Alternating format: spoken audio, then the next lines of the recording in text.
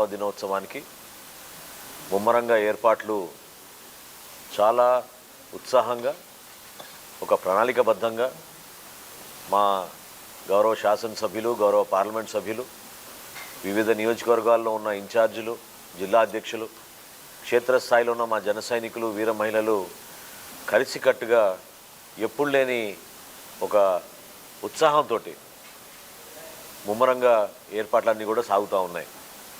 అయితే ఇక్కడ మనం అందరం కూడా ప్రధానంగా చూడాల్సింది పిఠాపురంలో నిర్వహించుకోబోయే ఈ సభ ఖచ్చితంగా గతంలో ఎప్పుడు లేని విధంగా చక్కటి ఏర్పాట్లు, సౌకర్యాలు, అంత దూర ప్రయాణం చేసే ప్రతి ఒక్క నాయకుడికి, కార్యకర్తకి తిరుగు ప్రయాణంలో కూడా ఎక్కడ కూడా లోటు లేకుండా చూసుకోవాల్సిన బాధ్యత మీ అందరం కూడా చాలా జాగ్రత్తగా ప్రిపేర్ చేసుకుంటూ వస్తూ ఉన్నాం. సభ 4ంటికి ప్రారంభమై కొన్ని కల్చరల్ ప్రోగ్రామ్స్ మా పార్టీ అధ్యక్షులు పవన్ కళ్యాణ్ గారి ఆదేశాలతో యువతకు ప్రాధాన్యత ఇవ్వమని కోరడం జరిగింది.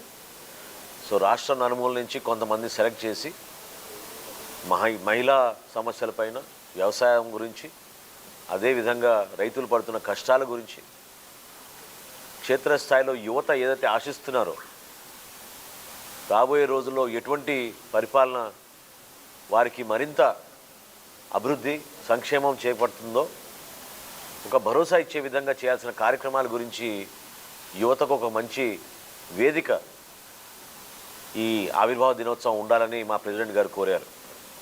వాటికి అనుగుణంగా యువతని ప్రత్యేకంగా ఆహ్వానిస్తున్నాం. ఒక కొత్త ఆలోచనతో కల్చరల్ ప్రోగ్రామ్స్ కూడా మన సంస్కృతిని పెంచే విధంగా ఈరోజున్న మన యువతకు భవిష్యత్తులో మన పూర్వీకుల నుంచి మనం చాలా జాగ్రత్తగా కాపాడుకుంటూ ఇన్ని సంవత్సరాల నుంచి, ఇన్ని తరాల నుంచి నిలబెట్టుకున్న మన భాష, మన సంస్కృతి, మన కళాకారుల్ని అందరినీ కూడా గౌరవించుకుంటూ ఆ రోజు కార్యక్రమాలు మేము సిద్ధం చేస్తున్నాం. రేపు సాయంత్రానికల్లా మీకు మినిట్ టు మినిట్ ప్రోగ్రామ్ ఈ సభ కార్యక్రమాలు మీకు అందజేస్తాం. అయితే నిజంగా మనందరం కూడా ఒక విధంగా గర్వపడాలి. At the same time Janasena పార్టీలో ఉన్న నాయకత్వం ఏ విధంగా ఆలోచిస్తుందనేది మీ అందరికీ తెలియాలి. ఎందుకంటే వర్తమాన రాజకీయాల్లో భవిష్యత్తు గురించి ప్రణాళికబద్ధంగా, సమాజం గురించి ప్రణాళిక, ఒక పర్యావరణం గురించి దృష్టి పెట్టుకున్న ఏకైక నాయకుడు మన పవన్ కళ్యాణ్ గారు. ఆయన మాకు ఇచ్చిన సలహా మేరకు సభ పూర్తయిన తర్వాత ఖచ్చితంగా పర్యావరణాన్ని మనం దృష్టిలో పెట్టుకుని గౌరవించుకుంటూ పారిశుద్ధ్యం గురించి ఎక్కడ కూడా పొరపాటు లేకుండా ఉండే విధంగా ఒక కమిటీ నియమించమని చెప్పడం జరిగింది. దానికి ప్రత్యేకంగా మన పార్లమెంట్ సభ్యులు ఉదయ్ గారి ఆధ్వర్యంలో ఒక 25 మంది స్థానికంగా ఉన్న నాయకులందరితోటి ఒక చక్కటి కమిటీ వేసి ప్రతి ఫ్లెక్సీ కానివ్వండి, ప్రతి జెండా కానివ్వండి, అది ఇతర పార్టీల జెండాలైనా సరే గౌరవించుకుంటూ చాలా జాగ్రత్తగా సభ పూర్తయిన తర్వాత ఆ సభా ప్రాంగణమే కాకుండా చుట్టుపక్కల కూడా హైవేలోనూ, గ్రామాల్లోనూ, అన్ని చోట్ల కూడా ప్రజలకి ఎక్కడ కూడా అసౌకర్యం కలగకుండా ఉండే విధంగా ప్రిపేర్ చేయమని మన పార్టీ అధ్యక్షులు పవన్ కళ్యాణ్ గారు కోరారు. దాని మేరకు మేము సిద్ధం. భారతదేశంలో ఇప్పటివరకు ఎవరు కూడా ఇట్లా ప్లాన్ చేసి ఉండరు. నిజంగా వర్తమాన రాజకీయాల్లో ఈ విధమైన ఆలోచనలు పర్యావరణం గురించి ప్రత్యేకంగా ఒక నమ్మకంతో భవిష్యత్తు మనకు ఉండదు, మన పర్యావరణ జాగ్రత్త చూసుకోపోతే అనే ఆలోచనతో మా పార్టీ అధ్యక్షులు పవన్ కళ్యాణ్ గారు ఈ విధంగా కార్యక్రమాన్ని తీసుకొచ్చారు. సుమారు 5 గంటల పాటు జరిగే ఈ సభ 4ంటికి ప్రారంభమవుతుంది. తప్పకుండా అనేక మంది నాయకులు అనేక అంశాలపైన కూటమిలో ఉన్నాం కాబట్టి మీ అందరం కూడా ఎంతో బాధ్యతతోటి రాబోయే రోజుల్లో చేయబోయే కార్యక్రమాలు, ప్రభుత్వం చేపట్టిన కార్యక్రమాలు, ఇప్పటివరకు మేము 9 నెలల్లో ఏ విధంగా ప్రజల్లోకి తీసుకెళ్ళగలిగాం ఆ కార్యక్రమాల గురించి కూడా మీ అందరం కూడా మాట్లాడతాం. మీరందరినీ కూడా సహకారం ఎంతో అవసరం.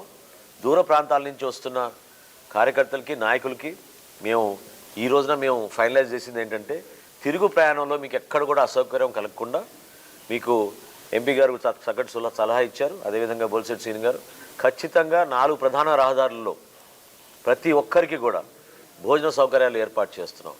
ఎందుకంటే ఆలస్యంగా ఇంటికి వెళ్ళి ఇబ్బంది పడకుండా ఉండడానికి కోసం ఖచ్చితంగా వచ్చిన సభ్యులందరికీ కూడా సభకు హాజరైన ప్రతి ఒక్కరికి కూడా మేము తిరుగు ప్రయాణంలో ఎక్కడ కూడా భోజనం విషయంలో అసౌకర్యం కలగకుండా అక్కడక్కడే ఫ్రెష్గా వండి పెట్టి ఈ 4 ప్రధాన రహదారుల్లో వేల సంఖ్యలో అందరూ కూడా అందించడానికి మేము ఒక మంచి ప్రణాళిక సిద్ధం చేసుకున్నాం.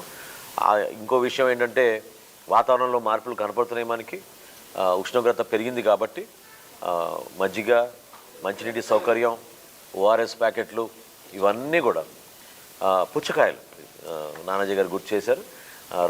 కడప నుంచి కూడా కొంతమంది ముందుకు వచ్చారు మా నాయకులు. సో ఇక్కడ కూడా స్థానికంగా నానాజీ గారి ఆధ్వర్యంలో పుచ్చకాయలు కూడా ఏర్పాటు చేసి పవన్ కళ్యాణ్ గారి కోరిక మేరకు ఎవరైతే తోపుడు బండ్లు వాళ్ళు ఉన్నారో పాపం ఈ ప్రాంతంలో వాళ్ళందరినీ కూడా పిలిపించి వాళ్ళకి ఆ రోజు ఒక చక్కగా ఉపాధి అవకాశం కల్పించే విధంగా ఒక కార్యక్రమం ఏర్పాటు చేయమన్నాం. సో ఈ కాకినాడ మరియు పిఠాపురంలో ఉన్న తోపుడు బండ్ల వాళ్ళందరినీ కూడా ఆ రోజు సభా ప్రాంగణం దగ్గర వాళ్ళందరికీ ఇటువంటి అవకాశం కల్పించి ఉచితంగానే ఇవన్నీ మేము ఉచితంగానే ఇస్తాం. కాకపోతే వాళ్ళకి ఆ రోజు ఉపాధి కలిగించే విధంగా వాళ్ళు కూడా ఒక గౌరవం తగ్గే విధంగా ఈ కార్యక్రమం ఆ రోజు నిర్వహించబోతున్నాం. సో ఈ విధంగా చేసే కార్యక్రమాలన్నీ కూడా ఒక కొత్త ఉత్తేజంతో ఒక అద్భుతమైన నాయకత్వం మా పార్టీ అధ్యక్షులు పవన్ కళ్యాణ్ గారి ఆధ్వర్యంలో మేము ముందు తీసుకెళ్తున్నాం జనసేన పార్టీని. వర్తమాన రాజకీయాల్లో ఇటువంటి ఆలోచనలు బహుశా ఎవరికీ గతంలో వచ్చుండవు. నిజంగా గర్వపడుతూ ఈ కార్యక్రమం విజయవంతంలో మీ అందరూ కూడా సహకారం ఎంతో అవసరం. మీడియా మిత్రులందరూ కూడా కలిసి రావాలి, ప్రజలందరూ కూడా భారీ సంఖ్యలో రావాలి. మీరు వచ్చిన రూట్ కానివ్వండి, మీ పార్కింగ్ విషయాల్లో కానివ్వండి, ఇవన్నీ కూడా రేపు సాయంత్రం కల్లా ఖచ్చితంగా ఒక స్పష్టమైన ప్లాన్ అనేది మేము తీసుకొచ్చి మీ ముందు ఉంచుతాం.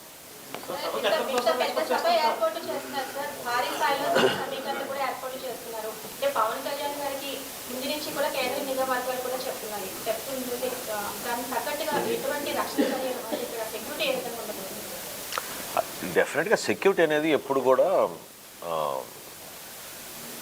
చాలా సైంటిఫిక్గా ప్రొఫెషనల్గా ప్రిపేర్ అయ్యి వాళ్ళు తీసుకోవాల్సిన జాగ్రత్తలు ఖచ్చితంగా డిపార్ట్మెంట్కి తీసుకుంటారు. పవన్ కళ్యాణ్ గారి విషయంలో చాలా జాగ్రత్తలు తీసుకోవాల్సిన అవసరం డిపార్ట్మెంట్కే కాదు పార్టీ పరంగా కూడా మా అందరికీ ఉంది. నిన్ననే మేము రివ్యూ చేసుకున్నప్పుడు చక్కటి ప్రశ్న అడిగారు మీరు. పార్టీ పరంగా కూడా మేము దాదాపు 50 నుంచి 75 సీసీ కెమెరాలు కూడా మేము ఏర్పాటు చేస్తున్నాం.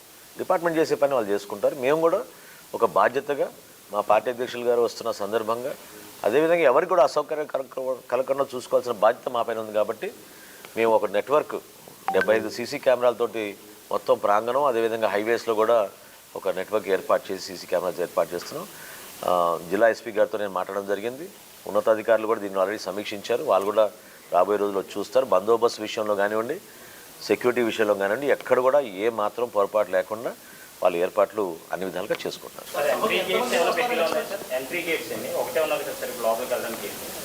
లాస్ట్లో చూస్తారు మీరు. మొత్తం ఓవరాల్గా సభకి ఎంతమంది జనం వస్తారని ఎక్స్పెక్ట్ చేస్తున్నారు? రెండవది ఎమ్మెల్సీ వర్మకు రాకపోవడం మీరు ఎవరు చూస్తున్నారు? ఏమంటే సభ అనేది మేము పిఠాపురంలో పార్టీ అధ్యక్షులు పవన్ కళ్యాణ్ గారు పిఠాపురం ప్రజలకి మనస్ఫూర్తిగా ధన్యవాదాలు తెలుపుకోవడమే కాకుండా మా పార్టీ యావత్ యంత్రాంగం, మాకున్న కమిటీలు, ఎగ్జిక్యూటివ్ బాడీ, వివిధ నియోజకవర్గాల శాసనసభ్యులు, పార్లమెంట్ సభ్యులు అందరం కూడా ఒక కృతజ్ఞతా భావంతో మా పార్టీ అధ్యక్షులు పవన్ కళ్యాణ్ గారిని అంత అద్భుతమైన మెజార్టీతో గెలిపించినందుకు ఈ సభని పిఠాపురం నిర్వహిద్దామని మేము అందరం కూడా కోరాం. దానికి పవన్ కళ్యాణ్ గారు కూడా ఆయనే ముందు యాక్చువల్గా పిఠాపురం చేస్తే బాగుంటుంది, మనందరం వాళ్ళకి థ్యాంక్ యూ చెప్పాలనే సందర్భం వచ్చింది కాబట్టి చేద్దాం అన్నారు. సో డెఫినెట్గా ఈ సభ అనేది వాళ్ళకి అంకితం చేస్తూ వాళ్ళు ఏ విధంగా కష్టపడి కష్టకాలంలో కూడా దుర్మార్గమైన గత ప్రభుత్వంలో కూడా ఎదుర్కొని నిలబెట్టారో దాన్ని మేము గౌరవించడానికి ఇది ఒక చక్కటి అవకాశం. అదేవిధంగా వర్మ గారు చాలా సీనియర్ పొలిటీషియన్ అండి. ఆయన కూడా సుదీర్ఘమైన ప్రయాణం చేశారు, ఎన్నో ఇబ్బందులు పడ్డారు. గతంలో కూడా చూసాం మనందరం కూడా. ప్రతి నాయకుడు రాజకీయాల్లో అటువంటి 5 సంవత్సరాలు ఎవరు కోరుకోరు, అట్లా ఉంటాయని కూడా ఎవరు ఊహించుంటారు. సో వర్మ గారు కూడా ఆ విధంగా ఇబ్బంది పడ్డారు. అయితే పదవులు ఎవరికి కేటాయిస్తారనేది ఏ పార్టీ అధిష్టానం అది నిర్ణయం తీసుకుంటారు. పవన్ కళ్యాణ్ గారు మనస్ఫూర్తిగా ఎప్పుడు కూడా మాలో ఉన్న నాయకుల్ని కూడా ప్రతిసారి అదే అంటున్నారు. ఏదో వారసత్వం రాజకీయం అని ఎవరైనా అంటే చాలా పొరపాటు అది. పవన్ కళ్యాణ్ గారు ఎప్పుడు కూడా కోరేది అంటే యువ నాయకత్వం, కొత్త నాయకత్వాన్ని మనం ఎంకరేజ్ చేయాలి. ఎంతమందికి అవకాశం ఇవ్వగలితే అంతమందికి ఇవ్వాలి మన అవకాశం అని ఆయన నిలబడతారు. ఆయన ఇప్పుడు చాయిస్ ఇస్తే ఆయన పదవి తీసుకోరు కానీ ఇతరులకు పదవి ఇచ్చే మనిషి ఆయన. కాబట్టి వర్మ గారి విషయంలో కూడా ఖచ్చితంగా ఆయనకి న్యాయం జరగాలి. ఆ విధంగా ఆయనకు గౌరవించుకుంటాం. ఆయన కూడా వాళ్ళ పార్టీలో ఉన్న అంతర్గత విషయం అది వాళ్ళు మాట్లాడాలి. కూటమిలో భాగస్వాములుగా ఆయన సహకరించారు. పవన్ కళ్యాణ్ గారు ఎలక్షన్ నిలబడ్డారు. మీ అందరం కూడా ఆయన గౌరవించుకుంటాం. వర్మ గారు చెక్ పెట్టడానికి దొరబాబు గారు పార్టీకి ఆహ్వానించారు సార్. లేదండి, దొరబాబు గారు ఎలక్షన్ ముందే వద్దామని అనుకున్నారు. కొన్ని కారణాల వల్ల రాలేకపోయారు. ఆయన మాలో ఒక కుటుంబ సభ్యుడిగా ఉన్నారు. ఆయన చాలా సౌమ్యంగా ఉండే మనిషి. అటువంటి ఆలోచనలు ఏం లేదు. ఒక చెక్ పెట్టడానికి అవసరం ఏముంది? ఇది పవన్ కళ్యాణ్ గారి నియోజకవర్గం. ఇక్కడ ఎవరికి చెక్ పెడతామండి? కంప్లీట్గా ఇది పిఠాపురం అనేది పవన్ కళ్యాణ్ గారి అడ్డా. అది ఇంకా దాని గురించి ఆలోచించాల్సిన అవసరం లేదు. Thank you.